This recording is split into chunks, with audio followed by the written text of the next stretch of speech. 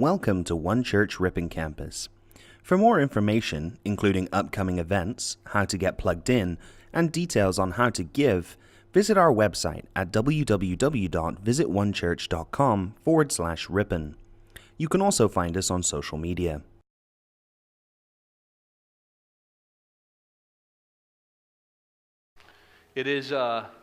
It's Pastor Appreciation Month, and I just want to take a moment to just to recognize our staff. What an incredible group of people that God has sent to this church, to this community, and with Ian and Claire, and just the way that they lead their team, and they love their team, and they lead us every Sunday morning into worship. That is an incredible gift that God has given us in them. I'm so thankful for you guys and your team and the whole worship team who spends a lot of time and energy getting from Sunday morning to Sunday morning. It's not easy. And if you remember, our church isn't that old. If you remember, a lot of these guys haven't played until they started being a part of this church. And so the progression that we're watching with them is just radical. And then we have an incredible children's pastor, Pastor Christy. She's in the back with our kids right now, teaching them about Jesus.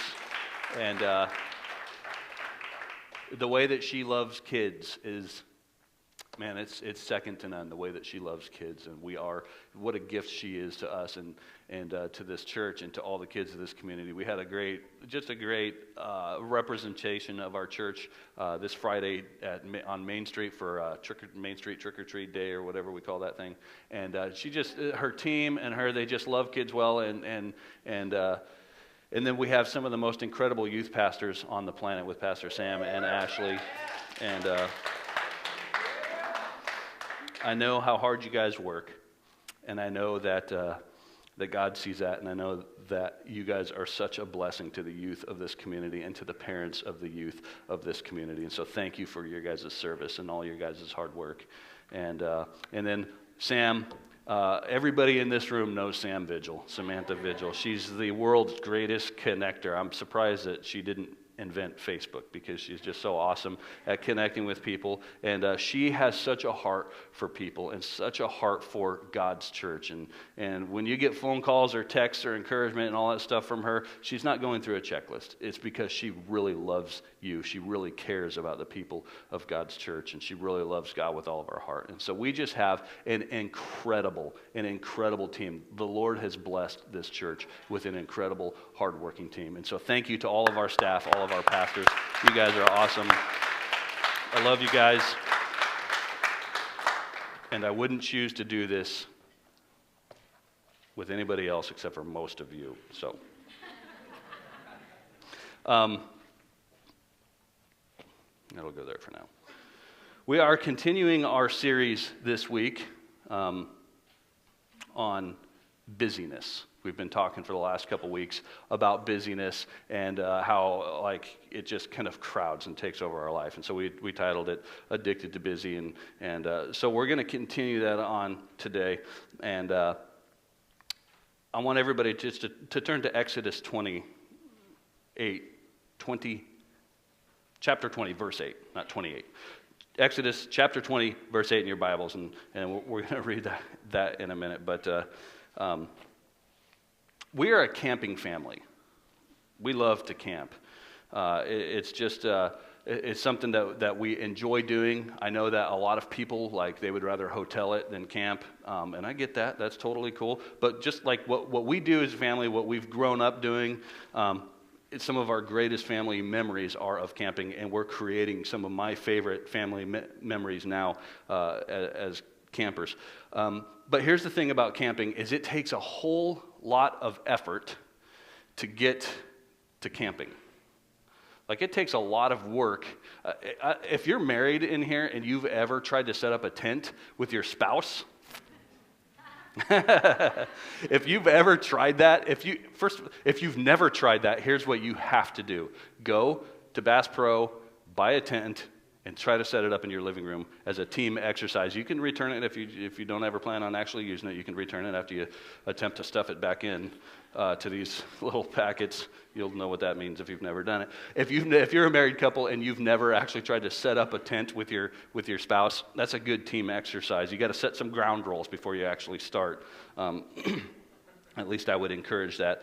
But camping, it's what we do. I have a picture of us right here. There we are. That's our family. That's camping right there. I think that was last Thanksgiving-ish, something around there. And there we are sitting around a camp table. That's at Lake Comanche up there. This fly is giving us like an actual camping environment right here. Get out of here. Go away. Dairy farms. But we love camping. But there is a lot of prep work that goes into camping because whenever you go camping, you have to bring everything that you will need with you. When you have kids, multiply that by like a trillion and what you have to bring. So I'm going to do just a little bit of an exercise. The thing about camping, the reward for us, the joy of it is we get to do what we love to do as a family. Once everything's set up, once the tent is set up, once our camper now is set up and everything's good to go and the barbecue's getting hot. Okay, so that's what we're doing it for, to be able to sit around the campfire and watch my little guy eat too much s'mores and blow chunks over in the bushes and like that. That's just the fun. That's the fun of camping. But to get to that point takes a lot of effort. And I just wanted to do a demonstration with this. I'm going to invite my friend Cole up here. And Cole is going to be challenged. Here, just move this stuff up there out of the way. Ian can get to that a little bit later. Perfect. So we're going to, there you go. We're going to do just a quick camping demonstration. Now, before you get started here, the reward for me as a family when we go camping is that we get to camp with the family. So I don't want you camping out here in the church. So the payoff for you is I'm going to put a timer on the screen there. And if you can set that for, hold on, don't start it yet. They took it. If you got 3.5 minutes to earn a $50 bill, this is real, folks. $50 for. We got three. We can only take 3.5 minutes in service to try to do this right here. And so let's see what the kids got. Can you guys see over there? Maybe if I move out of the way, let me just drag this over here. But don't get in my space because I got to push this thing back up there. All right, on your mark, set, go.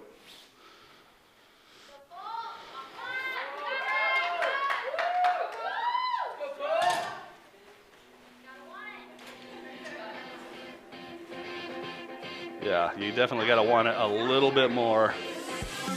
There we go.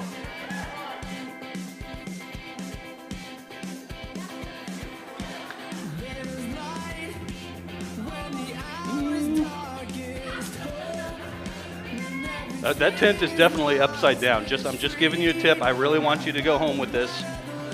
It looks like you're starving and you need to eat, so you need this.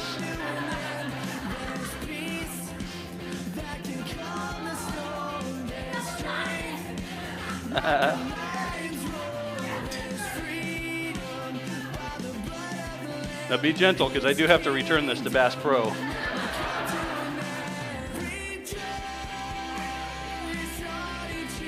Instructions. Who needs?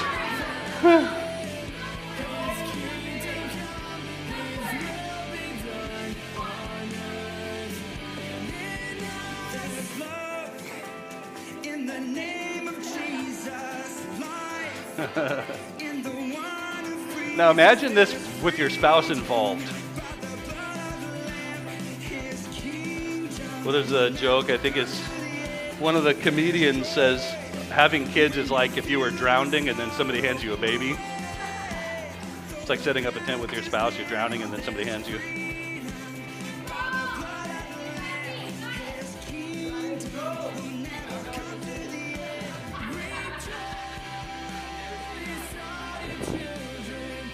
Maybe Sam can run up here and help him.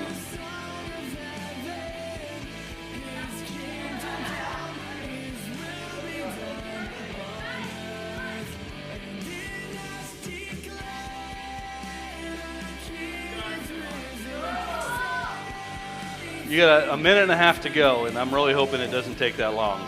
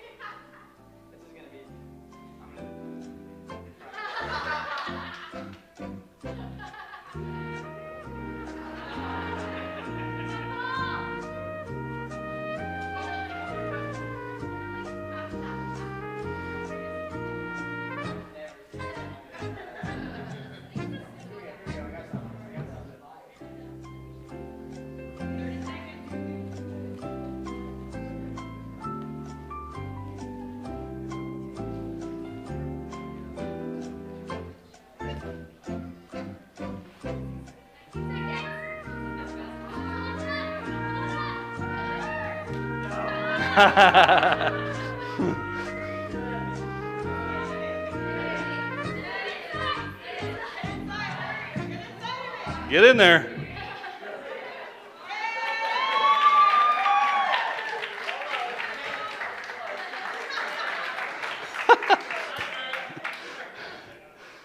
Oh, man. Those are 3 minutes that we'll never get back, folks. But, all right. Yeah. You could have, you had to tie it off still. Would have helped. But, all right. Well, what do you guys think? What do you guys think? No? Yes? No? Cole, I love you, buddy. I've known you for many years, and I still think you could use a few good meals. So here you go.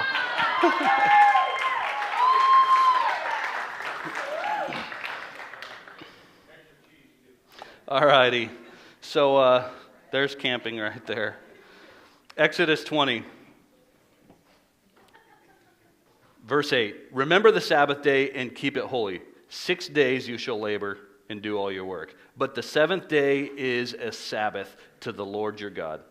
On it you shall not do any work, neither you, nor your son or daughter, nor your male servant, nor your animals, nor your male or female servants, nor your animals, nor any foreigner residing in your towns. For in 6 days the Lord made the heavens and the earth, the sea, and all that is in them. But he rested on the seventh day. Therefore, the Lord blessed the Sabbath day and made it holy. The tent illustration is just kind of you can mess around like in life, I guess. You could mess around trying to get to the point where you can actually camp in a tent. You can work so hard in life. You can go. You can be so busy in life to have a means to an end, to try to support your family, to try to have a vacation and to try to do these things, but so many times we end up working well into what should be our rest time to try to achieve what we're getting done, what we feel the pressure and the needs to get done. So this morning I've come up with 5 different what I've called subtle Sabbath killers. And so I've got 5 subtle Sabbath killers that I want to talk about this morning. That I believe that I think that these 5 things, I think we all on many levels live like with these things that we've created in our lives. And so I just know that like with my life, I have these things and I have to figure out how to be better at them so I can actually sleep in a tent rather than just have it, wadded up right there and doing no good except for adding more frustration into my life. So here we go. The first one is this: a poor work ethic. Subtle Sabbath killer would be a poor work ethic. If you don't do all of your work during the work week, then you're going to end up working on your days off. And that's not just like your career work, that's like stuff to get done around the house or whatever that work thing is. And what happens is we end up clocking out of work and coming home, and we end up actually clocking out of family time, out of rest, out of Sabbath time, and reprioritizing the work stuff back into its place. And here's what the casualty is. Here's the truth behind these things: is that the casualty is that we become very inconsistent with things that matter, like actual things that matter. The casualty becomes your marriage, your relationship with your wife. You're not making time for that. So naturally, in any relationship, if you're not putting effort into drawing closer together, you're actually drawing farther apart. The casualty is your kids. Time spent with your kids. We don't get yesterday back. We don't get to repeat the same event, the same time spent with our kids as we did yesterday. And if we didn't make any time to spend with our kids yesterday, then then we're just missing out. Your kids are the casualty. The good stuff. The casualty is the good stuff in life, the blessing that God has intended for us to make. That's the real casualty when we make our lives too busy. And the result is all the bad stuff. The result that we get when we're over busy is all the bad stuff. We get the leftovers of everything. Everybody around us gets the leftovers of us. They get the leftover energy. They get the leftover tolerance or patience. They get the leftover of the love. They get the leftover of you name it, and the list goes on and on and on. The good stuff, all that stuff is gone when we're over busy. We get left with the anxiety of trying to get to the next thing to achieve everything. We get left with the burnout of life, the frustration, the brokenness of all the relationships that we're kind of spinning out of control everywhere that we reach within our lives. That's the result of working too hard. Poor work ethic will kill your Sabbath. Poor work ethic, it'll destroy your Sabbath. Number 2, just kind of going through these.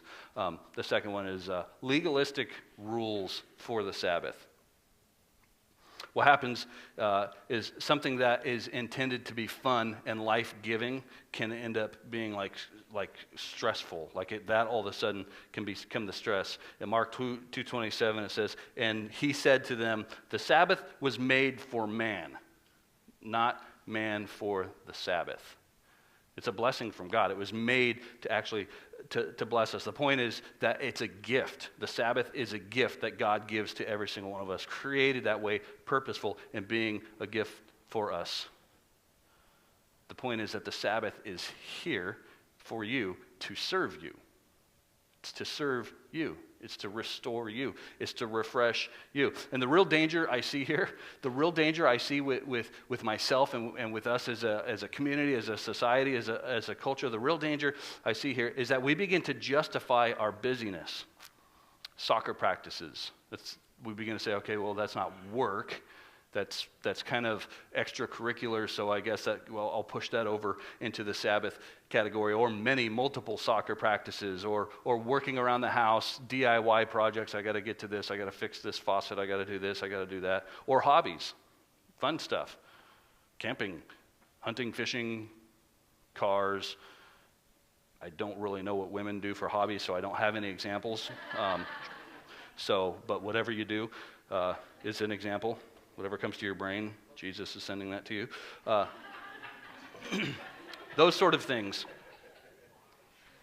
And we begin to take it upon ourselves to redefine what a perfect and a holy and a loving God has already defined for us. We begin to try to push these things over into Sabbath and redefine what our Sabbath is when that's not really what Sabbath is.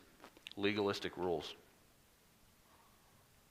When we just read it in Exodus 20 of what Sabbath is. Highlight that in your Bible if you ever are questioning, well, is this Sabbath or not? It's rest. It's intended to be rest.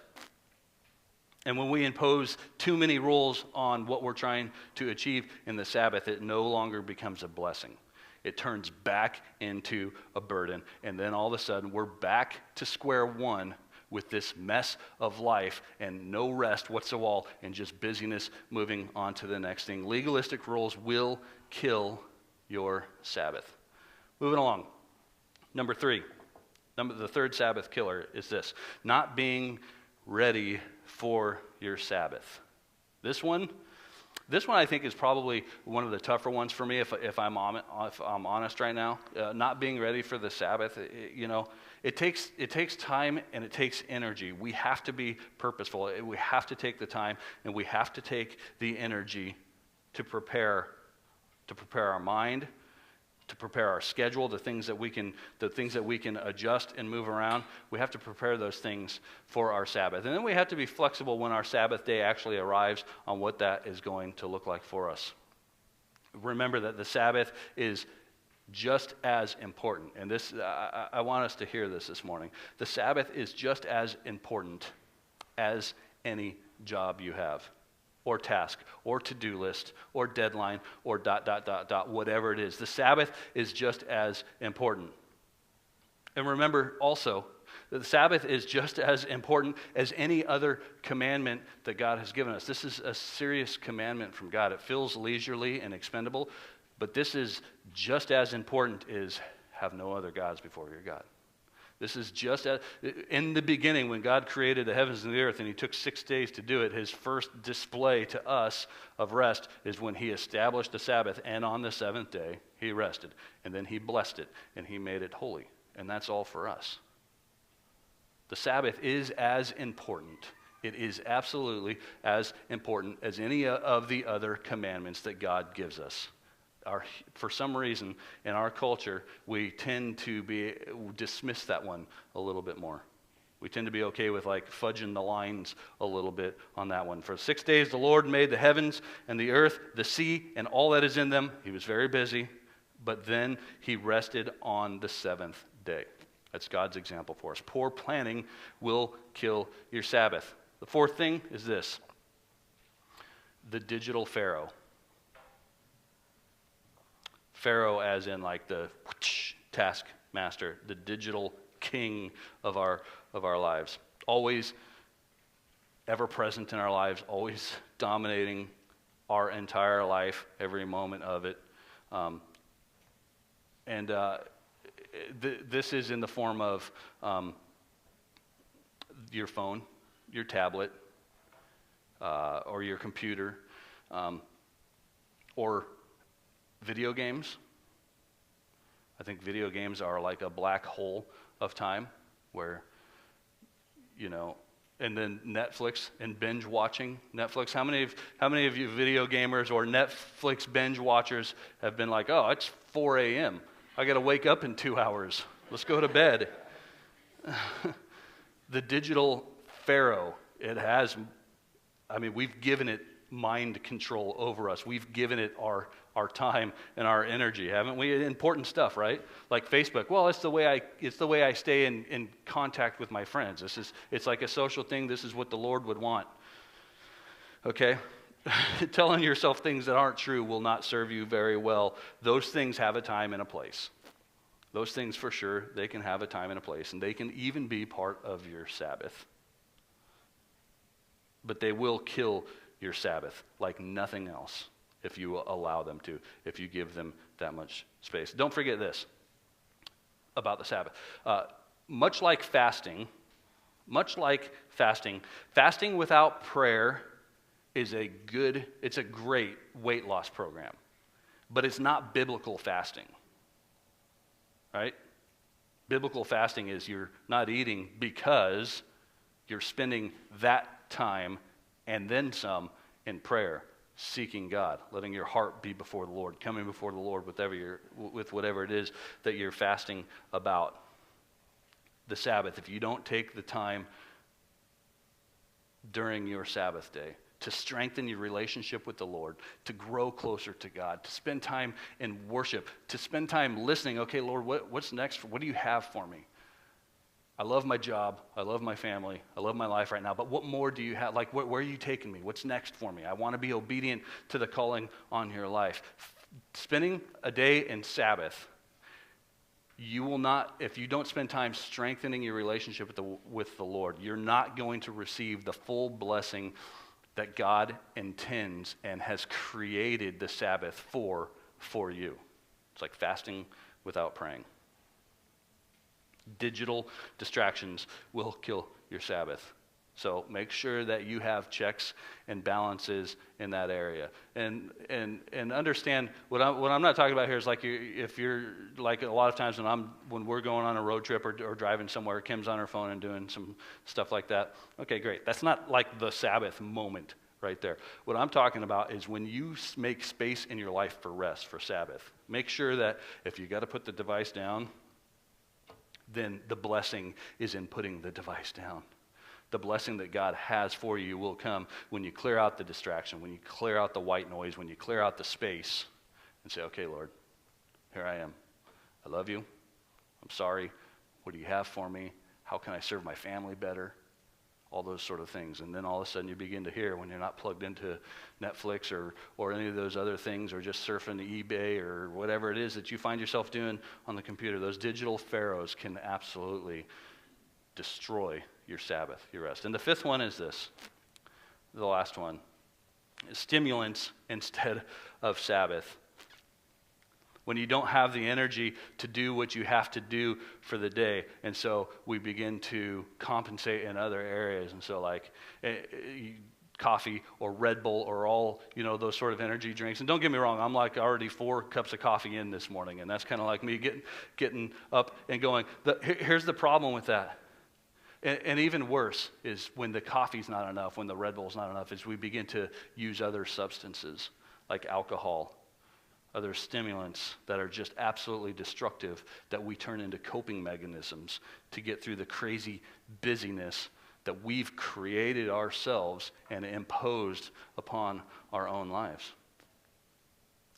Coffee and Red Bull and those things, they're not bad, except for when we rely on them because we're living at such a capacity, we're living at such a pace, we're living at such an output level that we are ineffective unless we have these other substances within us to achieve them. That's not God's design. God's design is this: rest, recoup, and hit the ground running again. You don't need all of this other stuff. Now hear me, I'm not saying that coffee is bad. What I'm saying is that overworking is bad. That's what I'm saying. Not taking time for the Sabbath is bad. And then these other things that the fruit of taking up too much time in your life and not resting enough is that you have a dependency on these other things. I'm going to invite the band up, and I'm also going to invite the prayer team to the sides of the room over here. And as usual, we have an incredible prayer team, and they pray all week long. They pray for the pastors of the church. They pray for you guys. They pray for the marriages of the church, and they're here on Sundays to pray with you, to physically agree with you in prayer for whatever it is that you need prayer for. It doesn't have to mean that your life is falling apart. It doesn't mean that you don't take Sabbath. It just means that you're going to take advantage of some people whose hearts are to pray with you. So, we have to approach a Sabbath with a Sabbath heart. We have to understand why and what Sabbath is. We're doing it because God commands us to do it. What Sabbath is rest. It doesn't mean legalistically not allowing ourselves to do anything. It means that we find ways in our lives, we make space in order to rest.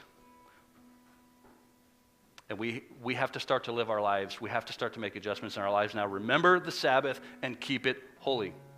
Those are not my words. That is out of the Bible. That is commandment. That is truth. It's important that we begin to understand, that we begin to comprehend that we were created to need rest. At creation was where this was displayed. We were created to need rest. And we were created, designed by the Creator who made every living organism, who created every single part of every single one of you and me since the beginning of time. As Luke 12 says, indeed, the very hairs of your head are numbered. We are very purposefully created. And nobody's by accident. Nobody is by accident. We were created. Numbers on our head, hair on our head are numbered. The ones that fall out are numbered. The ones that turn gray are numbered. We were created to be blessed simply by honoring the Sabbath. This is what I want us to go home with today. That we were created to be blessed by this. It feels like there's a lot of work to get to this, and it's like, okay, I get it. Sabbath, got it. We've been talking about this. Here's what I want us to go away with, is that we were created to be blessed by this. Life is enriched by this. Therefore, the Lord blessed the Sabbath and made it holy. It's all right in the Bible. It's all right here in the Bible. Don't spend all your time struggling with a stupid tent. Don't spend all your energy struggling with the stupid tent and miss out on the good stuff. We need the tent. We need the shelter. We need the provision. We need the job. We need the career. We need to be able to work hard. We need those things. But not at the expense of the blessing that God has created us to have, to enjoy, to experience. Last night I was sitting down with my little guy, Noah. We were just sitting on the couch. We were watching the last part of the World Series game before it was bedtime. And I didn't do anything special to kind of create that time right there. It just kind of worked out. And I said, hey, come here, buddy. And we just sat down. We watched a little bit of the game. He's intrigued by the ball being hit by the bat. Loves that stuff. And it was just a few moments of time. Just I don't know, 15 minutes. But in those few minutes, I realized just how special time with him is. Like just like that, I just realized, man, this time with my family, this time with my wife, this time with my kids, man, that's the good stuff. That's the blessing that we were created to have. And it can go by fast. And I sat there and I just, with my arm around him, and I just realized, like, this is the good stuff right here. This is what I want to work so hard during the week, during 6 days, to make space for that 7, for that blessing right there. When I can sit there with my family, when I can have time to have a cup of coffee with my wife and say, God's been good. God's been good.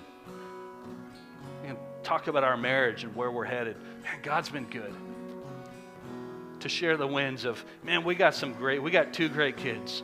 A little frustrating sometimes, a little messy house, but we got great kids. God has been good. How blessed I really am, I recognize that.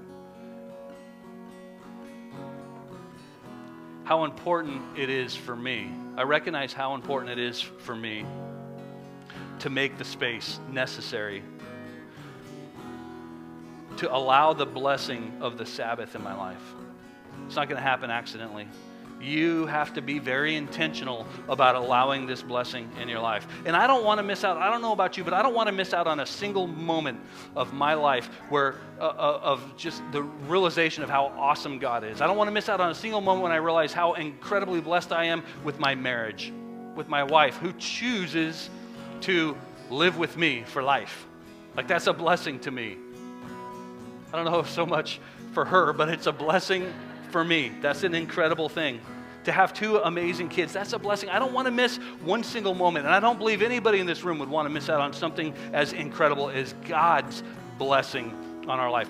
Not stuff, not things, not finances, God's blessing in our life. I'm blessed that God's given me what He's given me, the family that I have. I hope and pray that you take time to consider that you make the space to experience the blessing of the Sabbath that God intended us for. We need to stop killing the Sabbath. You need to stop killing your Sabbath. I'm going to ask everybody to stand as we're wrapping up. And just real quick, bow your heads. And I want to pray with us today. I want to pray that we would find ways to continue to make space for Sabbath. But before I get to that prayer, maybe you're in here and you've never asked Jesus to be Lord of your life. Maybe you've never experienced the greatest blessing that you could ever experience. And I would strongly urge you, start with that blessing right there. In fact, if that's you in here with every head bowed and all the eyes closed, if that's you in here, I just ask that you would raise your hand. If you want to experience the greatest blessing that you could ever experience in life for the first time, if you're in here, just slip your hand up, because I'm just going to pray for you real quick.